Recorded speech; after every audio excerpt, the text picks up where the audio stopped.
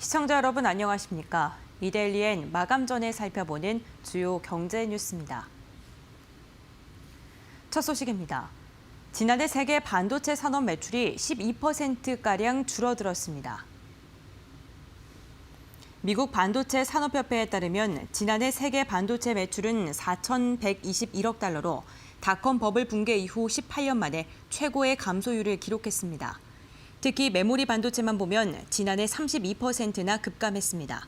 하지만 협회는 작년 4분기 반도체 매출이 전분기 대비 0.9% 증가하는 등 다소 반등하는 모습이 나타났다며 올해는 완만한 성장세를 예상했습니다. 다만 회복세를 이어가려면 자유무역을 촉진하고 글로벌 시장 접근을 보장하는 정책이 필요하다고 덧붙였습니다. 온라인과 오프라인을 연계하는 O2O 서비스가 성장세를 이어가고 있습니다. 과학기술정보통신부에 따르면 지난해 O2O 서비스를 통한 거래액은 전년도 대비 22% 늘어난 97조 원에 달한 것으로 집계됐습니다. O2O는 언제 어디서나 휴대폰 앱 등으로 음식을 주문하고 택시 렌터카 호출, 숙박 레저 예약 등을 할 수 있는 서비스입니다. 서비스 중 생활 서비스 분야가 전체의 32%를 차지해 가장 많았고 이어 모빌리티 물류 등으로 나타났습니다. 지난해 매출액은 2조 9천억 원으로 2018년 대비 30%가량 증가했는데 식품, 음식 분야의 매출액이 가장 많았습니다. O2O 서비스 종사자는 53만 7천 명, 서비스를 공급하는 업체는 34만 2천 개로 조사됐습니다. 단기 자금 시장인 환매조건부 채권 시장에서 매도자가 보유해야 하는 현금성 자산이 추가됐습니다. 금융위원회는 금융투자업 규정 개정안의 변경 사항을 예고하고 오는 4월 금융위 의결 등을 거쳐 7월 1일부터 시행될 예정이라고 밝혔습니다. 이는 지난해 3월 발표한 환매조건부 채권 시장의 효율성 안전성 제고를 위한 개선 방안의 후속 조치로 현금성 자산으로 볼 수 있는 범위를 구체화했습니다. 증권금융회사 예수금, 수시 입출식 금전신탁, 투자 일임상품, 은행 증권사, 증권금융회사 발행어음 등이 추가로 됐습니다. 한국예탁결제원에 따르면 지난해 상반기 일평균 잔액 기준 RP의 거래 규모는 88조 원으로 한 해 전보다 12조 6천억 원가량이 증가했습니다. 삼성전자가 세계 최초로 차세대 슈퍼컴퓨터용 초고속 D램을 출시했습니다.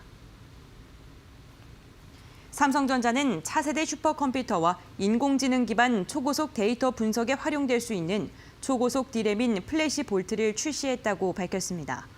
플래시볼트는 16GB 용량의 3세대 고대역폭 메모리 D램으로 기존 2세대보다 속도는 1.3배, 용량은 2배가량 향상됐습니다. 제품은 풀 HD 영화 82편을 1초에 전달할 수 있는 데이터 처리 능력을 갖췄습니다. 차세대 고객 시스템에서 최고 용량, 최고 속도, 초절전 등 최적의 솔루션을 제공한다고 삼성전자는 강조했습니다. 작년 하반기 국내 저비용 항공사 중 제주항공이 국제선 노선 점유율 1위를 차지한 것으로 조사됐습니다. 항공정보 포털 시스템 통계에 따르면 지난해 하반기 국내 LCC 8곳을 이용한 국제선 여객 수는 총 1,261만 9천여 명으로 확인됐습니다. 이 중 제주항공을 이용한 여객 수가 33%로 가장 많았고 TA항공, 진에어 등의 순으로 나타났습니다.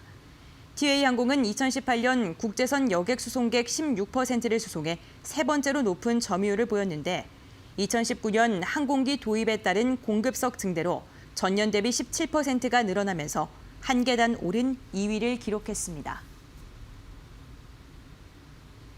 다주택자가 오는 6월 30일까지 조정 대상 지역 안에 10년 이상 보유한 주택을 파면 한시적으로 양도소득세 중과 적용을 받지 않습니다. 원래 2주택자는 10%포인트, 3주택자는 20%포인트의 양도세가 중과되지만 서울, 세종과 경기 일부 등 집값이 급격히 오른 조정 대상 지역 내 다주택자의 주택 매도를 유도하기 위해 한시적으로 혜택을 주는 것입니다. 또 핀테크 업종으로 창업하는 중소기업은 소득세 법인세를 5년간 50% 감면받고 캡슐 맥주와 같은 수제 맥주 키트는 법적으로 주류로 인정돼 관련 사업이 활발해질 전망입니다. 기획재정부는 오늘 국무회의에서 이 같은 내용이 담긴 시행령 개정안이 의결돼 다음 주 중 공포 시행될 예정이라고 밝혔습니다. 이어서 이 시각 간추린 뉴스입니다. 정부는 태국 여행 후 지난달 19일 입국한 43세 한국인 여성이 신종 코로나 바이러스 감염증으로 확진됐다고 밝혔습니다. SY가 자사주 100만 주를 장내 매수를 통해 취득한다고 공시했습니다. 현재 주가는 성장 잠재력에 비해 지나치게 떨어진 상태라며 실적 개선 요인이 뚜렷하기 때문에 주가 부양 의지를 대내외에 표명한 것이라고 설명했습니다. 신종 코로나 바이러스 감염증 사태로 중국산 부품 공급이 중단되면서 오늘 현대자동차 울산 5공장 생산 라인이 멈춰섰습니다. 통계청에 따르면 1월 소비자 물가지수는 105.79로 전년 동월 대비 1.5% 상승했습니다. 이 같은 상승폭은 14개월 만에 최대입니다. 이데일리엔 마감 전에 살펴보는 주요 경제 뉴스 함께 확인해봤습니다.